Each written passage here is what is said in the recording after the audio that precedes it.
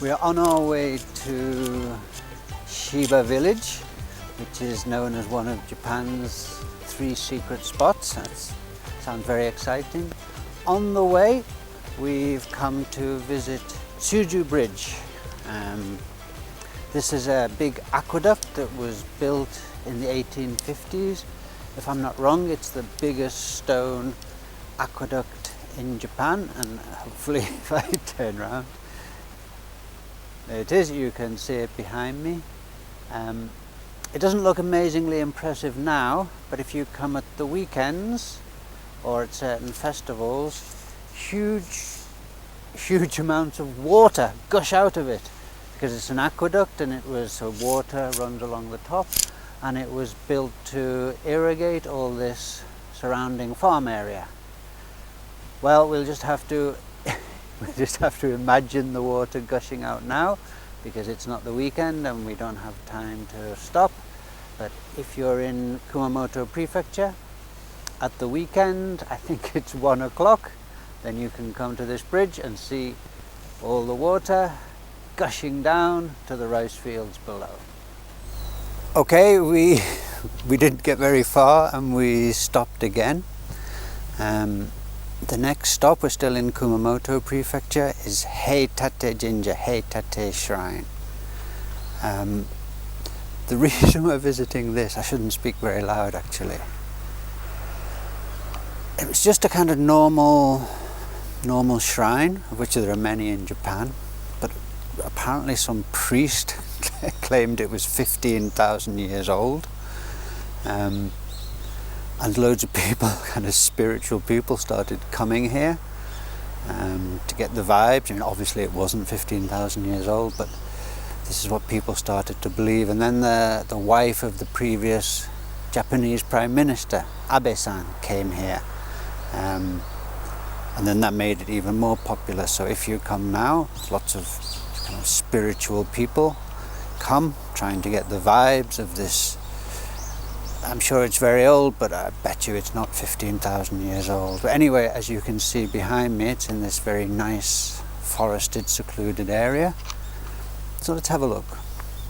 This is the shrine behind me, and I didn't really want to mention it earlier because I don't want to get political, but as you can see, these 2 huge Japanese flags.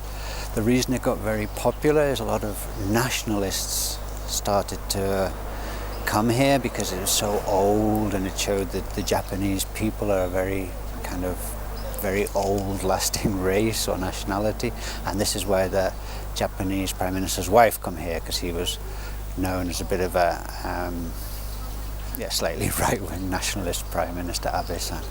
Anyway, here it is, and even though it's very early in the morning, the priestess, it looks like, has just come along and opened it so this guy can start his praying here. I hope he doesn't mind if I peep while he prays. I had a good chat with him before. He's a very friendly guy, so I don't think he'll be too bothered if I film behind him.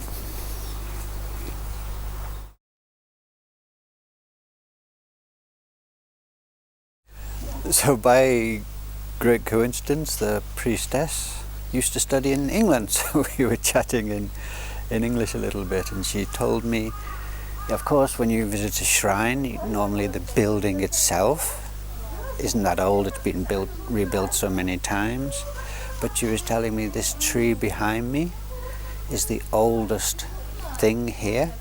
And recently they x-rayed it and found out that although this tree itself is, let's say, 1,000 years old, something like this, it had grown. She was speaking in Japanese, not quite sure I understood her. She said it had grown and fallen down and grown and fallen down multiple times, and this took it back to 10 or 15,000 years, which is, as we were saying before, is why this temple is believed to be so old. It's meant to be from around the Jomon period, if you're familiar with your Japanese historical periods, which I'm not, but I think it's maybe 10 or 15,000 years ago. If you go to Some places you can still see Jomon pottery, very rough earthenware pottery, which is from that period, 15,000 years ago, I think. And this tree and this shrine apparently is from that time. So at that time there was maybe kind of shamanism or animism, and this is Shinto, if you know a little bit about it, is very this kind of animism kind of religion where they worship the trees and the rocks and the river and the lots of gods of nature. So this is why so many people come here, to get this spiritual vibe of people who have allegedly been worshipping here for all these millennia. Well, nobody knows, but it's been it's been very interesting to come and have a look, and the priestess was very friendly. If you come and you find her, see if you can chat with her in English, because she obviously wants to practice, and she said she doesn't meet many foreigners here.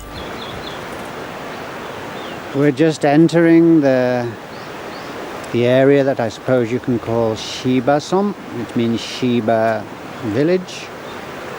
And as you can see, it's trees and rivers and birds and not much else, which is why we came. And I think it's starting to live up to its name as one of Japan's 3 secluded spots. Let's carry on and see where we get to.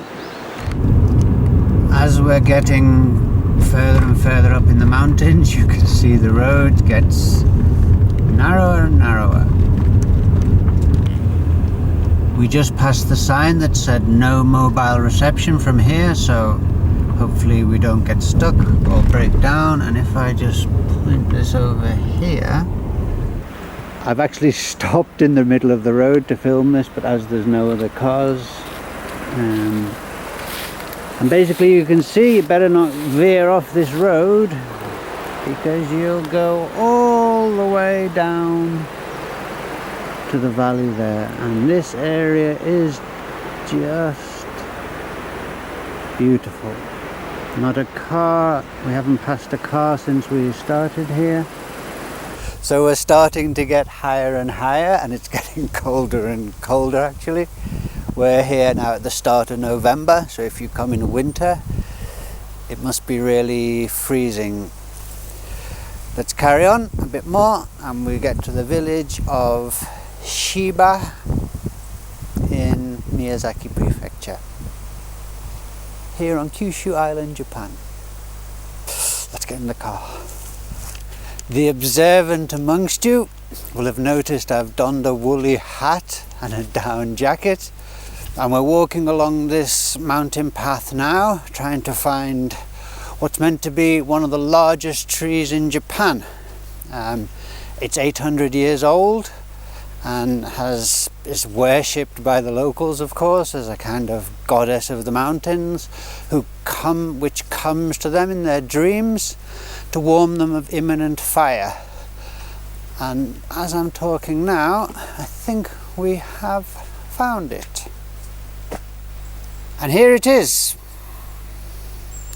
As you can see, it's impressively large. It's a kind of cypress tree, which they use in Japan. If you've been to a hot spring bath, an onsen bath in Japan, and sometimes they have a wooden bath, it's probably made of this kind of wood, because the tissue in the wood is very dense, so it's very resistant to water. And I'm not even sure if I can get all the way up to the top of the tree. There you go. And of course, as the locals worship it, they've got their little shrine at the bottom, which they probably come every now and again and replenish. Here's the little shrine at the bottom, and I'm not sure if you can see that, but they've come this time and they've given it a carton of juice and a bottle of sake. So what a lucky tree this is. Except for Moo, who you can see making her way down. There's not a soul in sight, and it's in this beautiful, beautiful forested, secluded area. This gorgeous tree that's stood here for generations and generations and generations in this remote mountain area, far away from the hustle and bustle of the modern world. So the next stop on our little tour of Sheba village is the shrine. We don't know too much about this shrine actually, except it's very old. Like most shrines in Japan, I haven't been yet, but probably the building itself isn't that old because they're made of wood, so have to be rebuilt very often.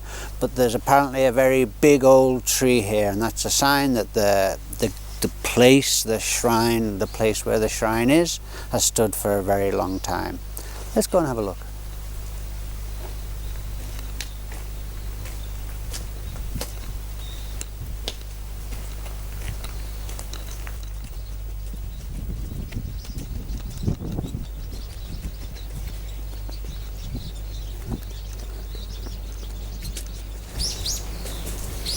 Here is the shrine itself,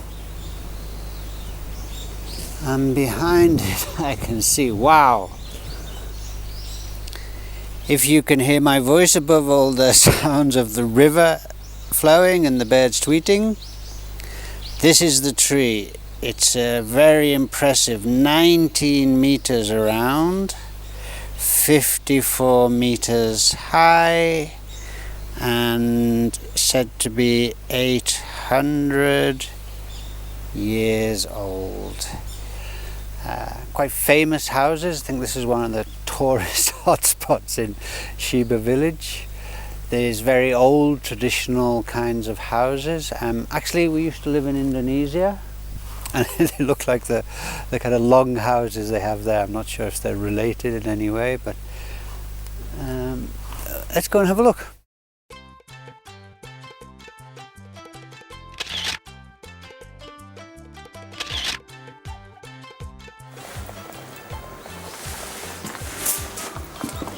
And what's this little bath nook?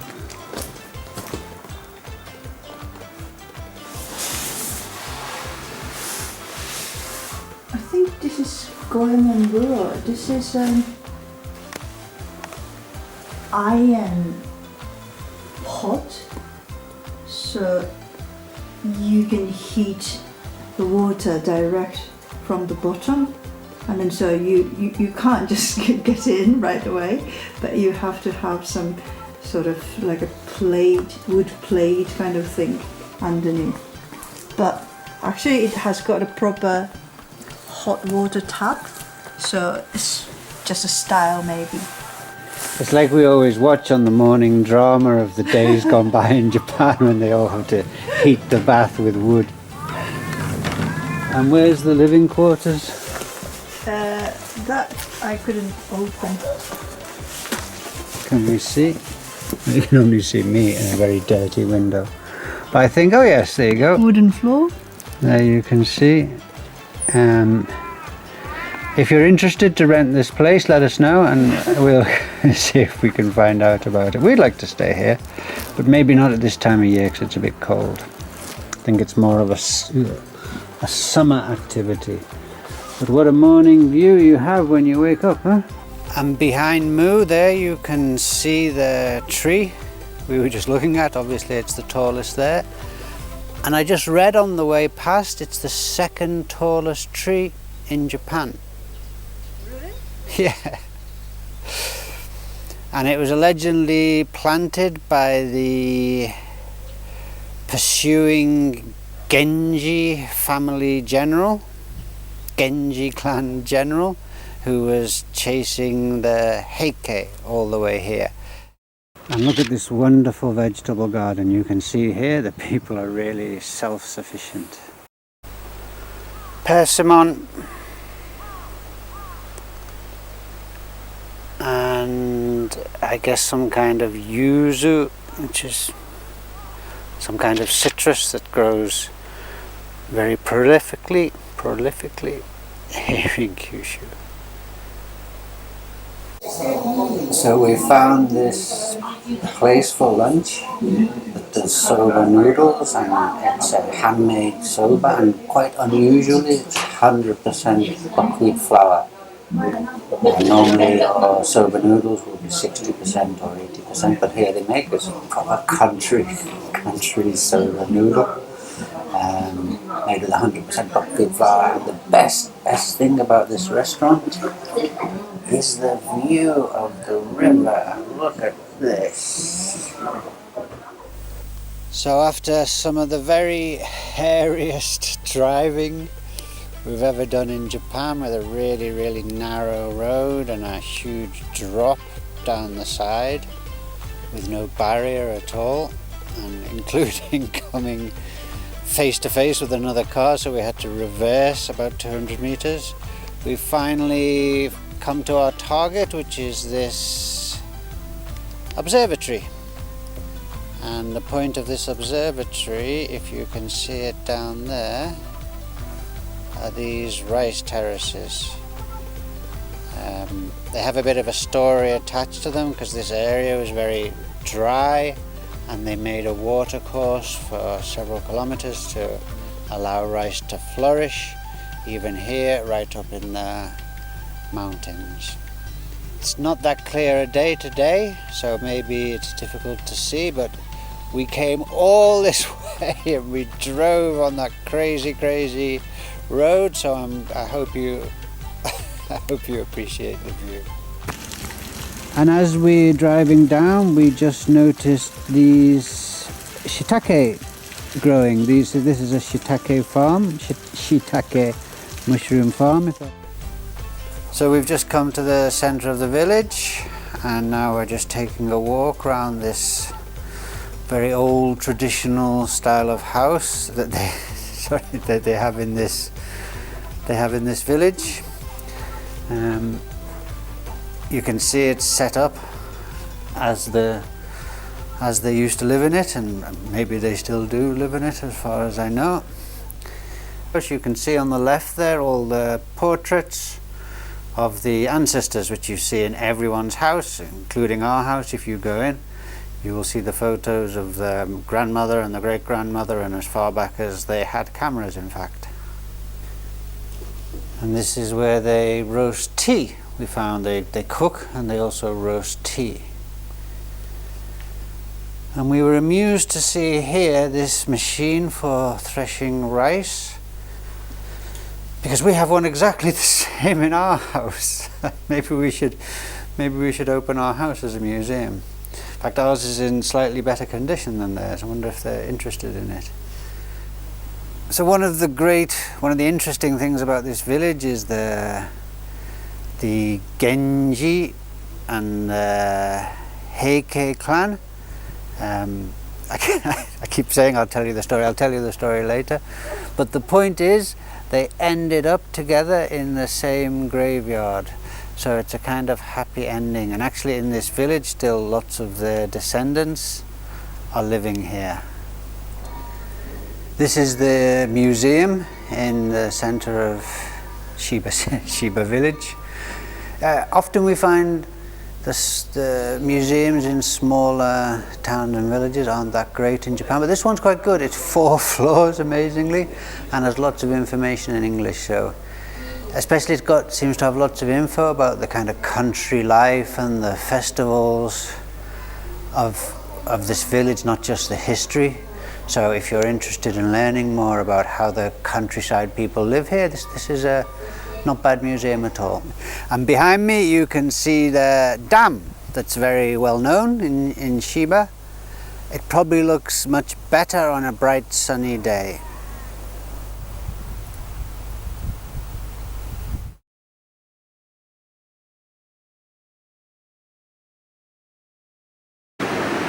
Finally we arrived at Ominchiku, our little local Japanese inn. This is where we're staying, and this is the view across the street.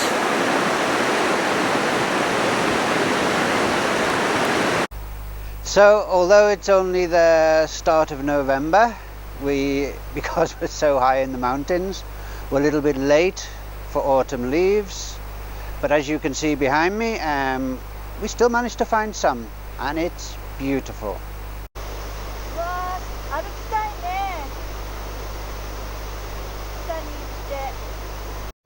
So let's see if we can find a path down, though it looks a bit steep.